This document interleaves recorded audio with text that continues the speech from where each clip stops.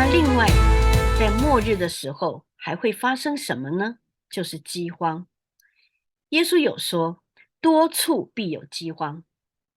因为呢，战争的后果就是人民失去了正常的生活，没有了作息的规律之后，土地就会没有人去耕种，没有人耕种的土地，粮食自然就欠收，造成了饥荒。本来多大的土地养多少的人，现在一方面这些人都去打仗了，土地自然没有人耕种，没有人耕种就会没有粮食，没有粮食那当然就会造成饥荒。这个是战争所带来的后遗症。另外一个会造成饥荒，是因为土地被人恶意的破坏。其实战争本身，它也是在破坏土地，就好像乌东现在这个土地上面就是布满了地雷，要不然就是炸弹所散播出来的有害物质，让这些的土地没有办法耕种。这个是土地被恶意的破坏。那另外呢，是因为工业的生活，人类大量的排放的有害物质伤害了土壤。这个是生活的废弃物伤害了土壤，让土壤没有办法好好的生长，以至于造成了饥荒。另外呢，是目前全世界有很多的农民听信了大财团的鼓吹，他们鼓吹什么呢？就是你只要使用我的种子，你用了这个种子呢，既能够减少你的劳动力，又能够增加你产品的收成。他的这个鼓吹就动摇了很多的农民，让他们改变他们的土地，去接受转基因的种子，来种植在他们的田地里面。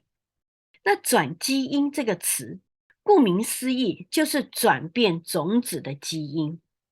它不是改良，它是转。品种改良，这个是自然的法则，这个没有违背上帝各从其类的物种。改良你的种植的方式、方法，或者肥料，或者改变土地，这些是改良，你没有改变物种。那转基因是什么？跨物种。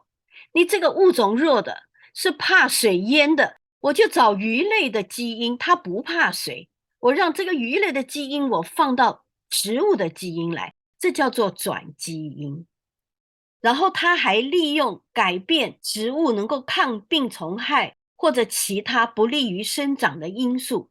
那用这个逻辑来看，能够增加产量，又降低农民的劳动，因为农民他就不需要一直在田里面为了这个病虫害，然后他要去那个抓虫子，然后他要去打药，他就不需要这么劳苦了。那这个看似增加产量，又能够减低劳动力的这种基因工程，它为什么会是末日发生饥荒的隐忧呢？因为大财团它除了渗入政府的势力，借此鼓吹农民使用转基因的种子以外，他们也策略性的在全世界收购大片大片的土地，然后呢，就把本来种传统种子耕种的土地，改用了他们转基因的这种科技的种子来耕种。当然，在刚开始初期的时候，这个的产量是大的，人力是节省的，但他们的动机是什么呢？是他们在刻意的改变创世纪神所创造的法则，祝福的法则。神说地发生了青草和结种子的菜蔬各从其类，并结果子的树木各从其类，果子都包着核。这是上帝所创造，代代延续、自给自足的粮食供应链。但是他们刻意的改变了上帝所创造的食物供应链，他们刻意的改变神赐人粮食所定下来的自然律，要人去转向投靠科技调制出来的物种基因。而实验室调制出来的科技基因，这样子生长出来的植物，它们在大自然中脱离了食物链，脱离了使大自然物种平衡的法则。所以这些科学家一方面他们要去制造转基因的种子，另一方面他们又要为科技的种子去配置特殊的农药。所以在这样子的过程里面，对食物又会产生了什么样的连锁效应呢？它的连锁效应，第一个，种植转基因的种子，它同时也必须购买配套的农药，然后你长期的使用这些特殊的农药，土壤就会开始慢慢的变质转性，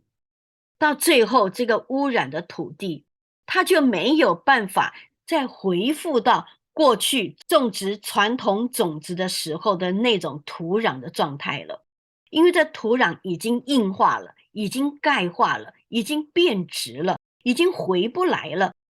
在过去，农民他们所按照上帝的土地的方式去培养这个土地，肥沃的土地去种植出来的这些产品的这种方式，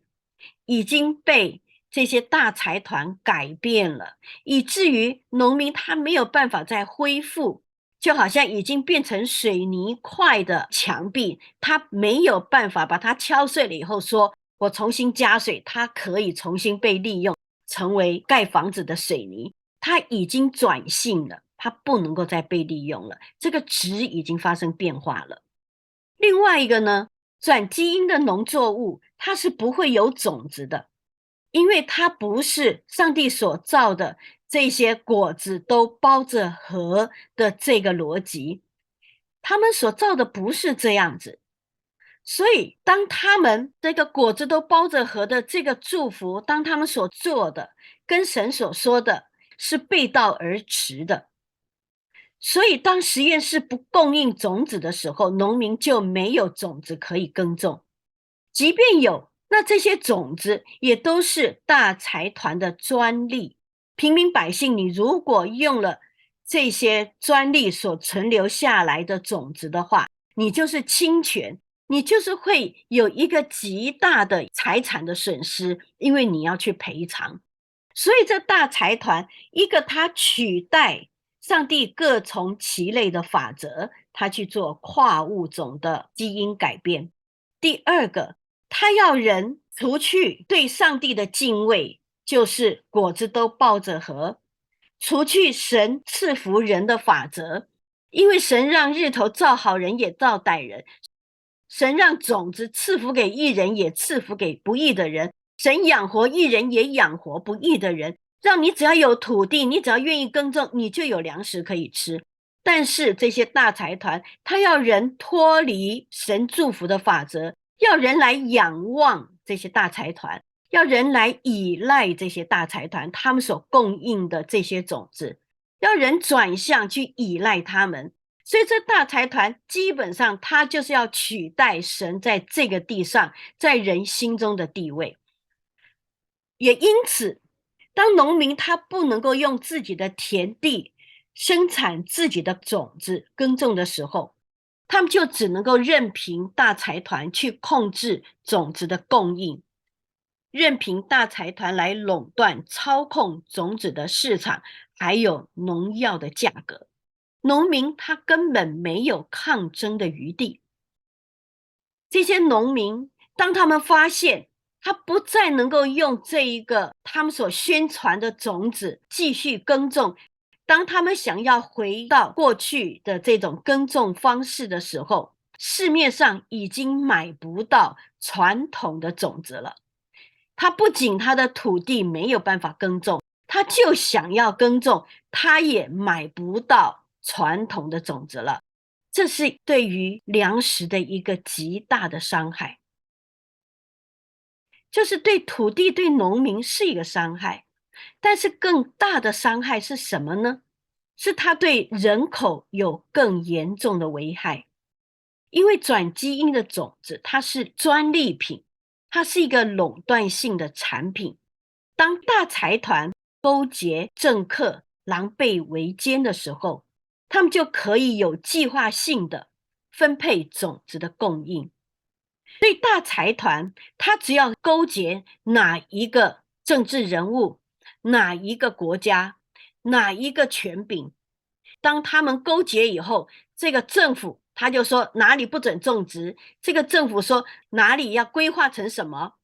就是当他们政商勾结的时候，他们就可以决定种子的供应量，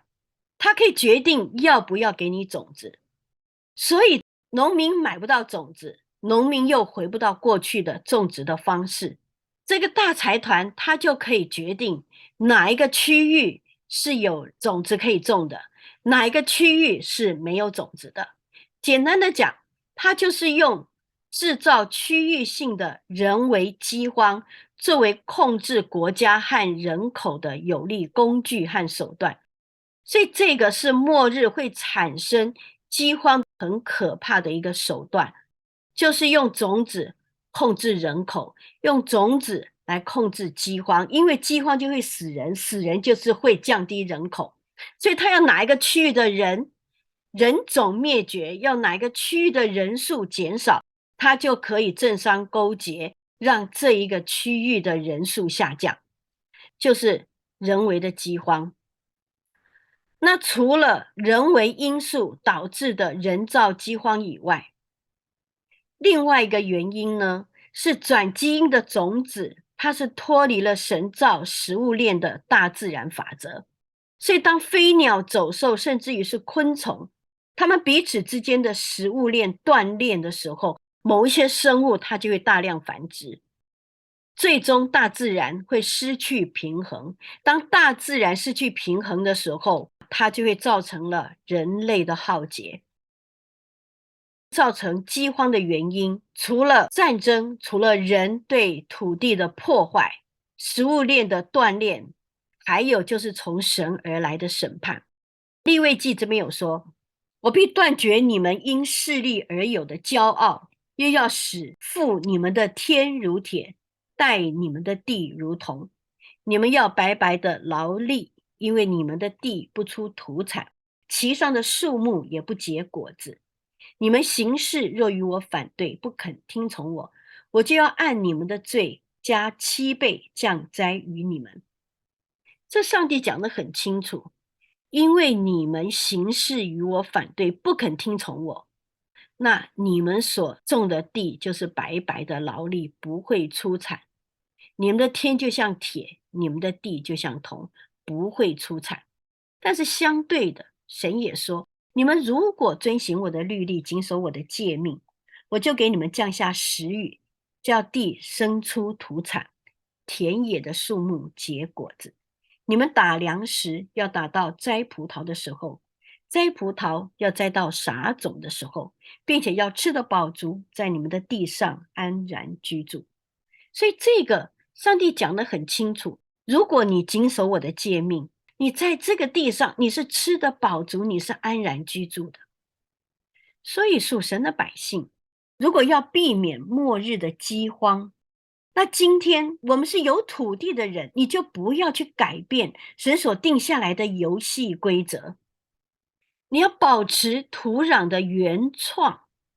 不要去种植那些破坏土壤的这些种子，这些农药。如果我们是做农民的，我们就要保存神所创造能够代代相传生生不息的种子，并且为末日积存神所创造的种子，因为这样子的种子是会越来越缺稀的食物原料。所以这个你今天改变了，或许大饥荒不是在我们的这个世代，是在我们的下一个世代。但是在我们的这个世代，我们已经把土地破坏了，我们已经改变了土壤的原创了，我们已经是没有上帝所造所存留的原始档案了。那请问我们的下一代，他纵使知道了这一个饥荒很大的来源是人造的饥荒，请问他们有能力去更改吗？他们无力改变，除非在我们的手中，我们是有土地的人，我们是种植的人，我们就要为我们的下一代保留上帝所创造的土地，还有保留上帝所创造的种子，让我们的下一代有路可走，有粮食可吃。另外一方面，我们自己，我们要有一个敬虔分别为圣的生活，是一个能够让神赐福的生活。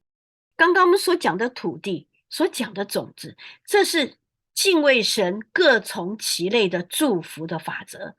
另外一个也是上帝所说，我们要按着他的诫命，谨守他的律例去生活的，这才是神赐福的状态。就像以撒面临一个饥荒的时候，创世纪这边有说到，在亚伯拉罕的日子，那地有一次饥荒。现在在以撒的时候，他又面对了饥荒了。以撒就到了基拉尔去，到了非利士亚比米勒那里。他原本要去埃及，可是上帝跟他说：“你不要去埃及，你就在这里，我会赐福于你。”于是以撒在那个地方耕种，那一年有100倍的收成。所以，如果神要赐福给你，上帝可以单单的赐福于你，让你跟其他的土地不一样。所以，一个敬虔敬畏的生活，一个保留神赐福的法则的土地跟种子，可以让属神的百姓在末日饥荒的时候能够逃避这样子的灾祸。